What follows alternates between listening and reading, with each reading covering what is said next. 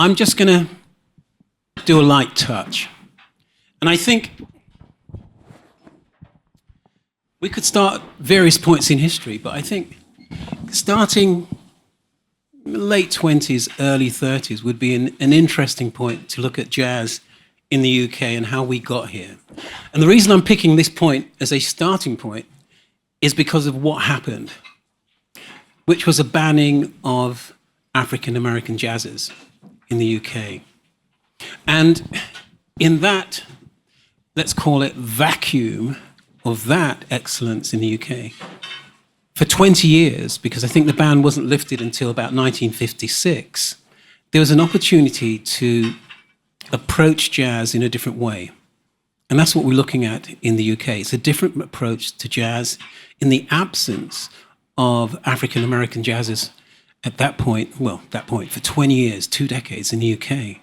And what we find is where you have excellence in music, it always finds a way to surface. It always finds a way to express itself. So let's have a look at what I've got here. So it's a complicated narrative that we're looking at in terms of musicians, the music itself and what happened. I started off with a character called Coleridge Good. And one of the reasons was he arrived during this period, I think it was 1939, in Scotland as an engineer. And an individual that was already proficient on the double bass. He would form a relationship at some point with an interesting character called Spike Milligan. And you might say, what was he, 50s comedian got to do with this narrative? It's about access to spaces. It's about profiling the music. Spike Milligan was a comedian that had access to the BBC, who created his own jazz outfit, which also included Ray Ellington, black jazz drummer.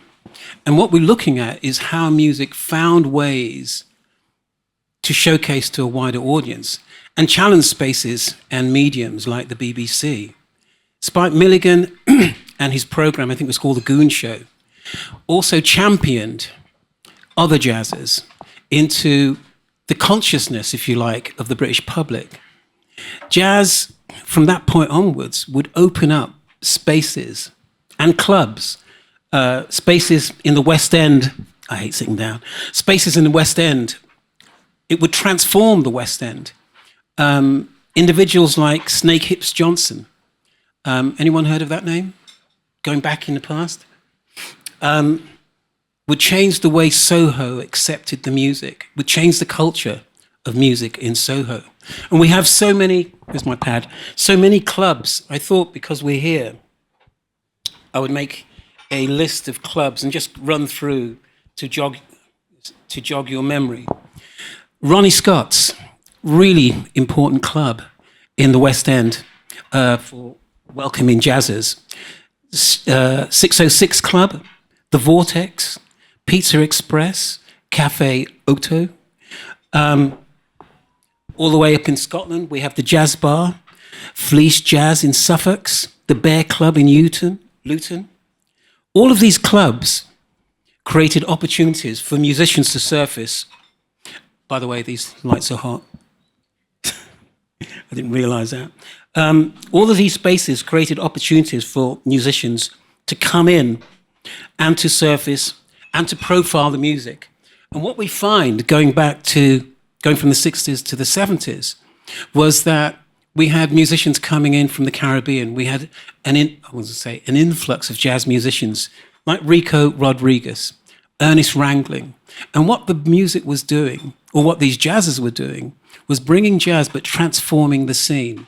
Ernest Wrangling was famous for producing My Boy Lollipop, that became a huge hit, crossover, that would lead to the acceptance of Caribbean music in the UK, but also it introduced a new audience.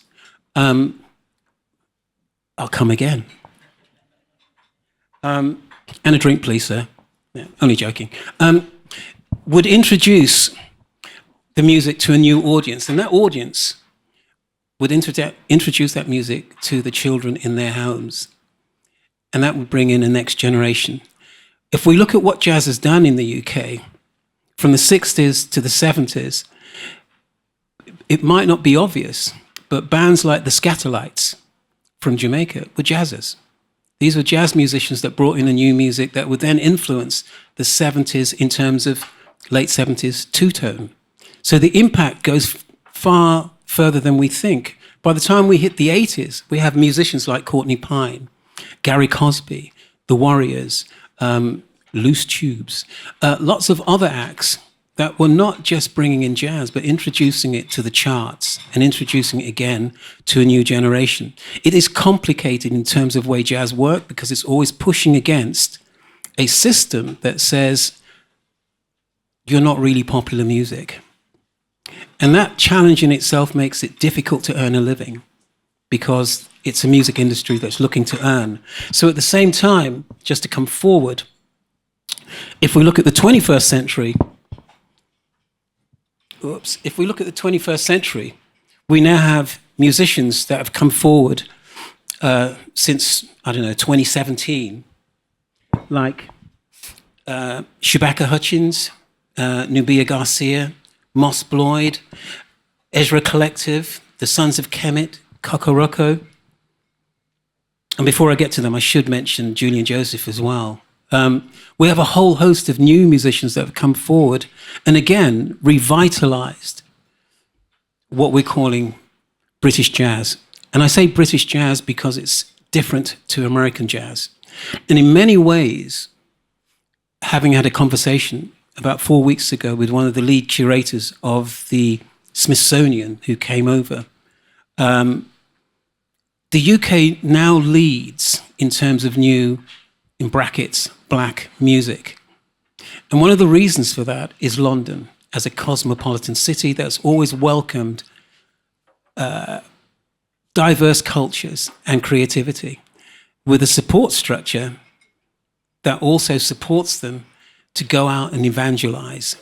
And so I think I'm going to bring this to a head with saying that one of the interesting and challenging things about music is having a space to perform.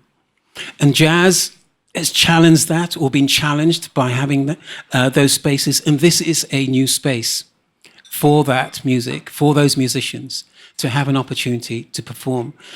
And these are difficult things to achieve. I'd like to commend Yolanda for pulling, and everyone else that's contributed to pulling this space together. But it is about celebrating a music that is still finding resistance in the marketplace. It is about supporting those musicians who I believe are ever so slightly cursed in their pursuit of being jazz musicians and trying to make a way in life. It is about, I think, being British at this point and recognizing that we lead in terms of cultural expression through music, and that we have an opportunity to have a conversation with the globe about what we're doing so well. And I'd like to celebrate this space for continuing that.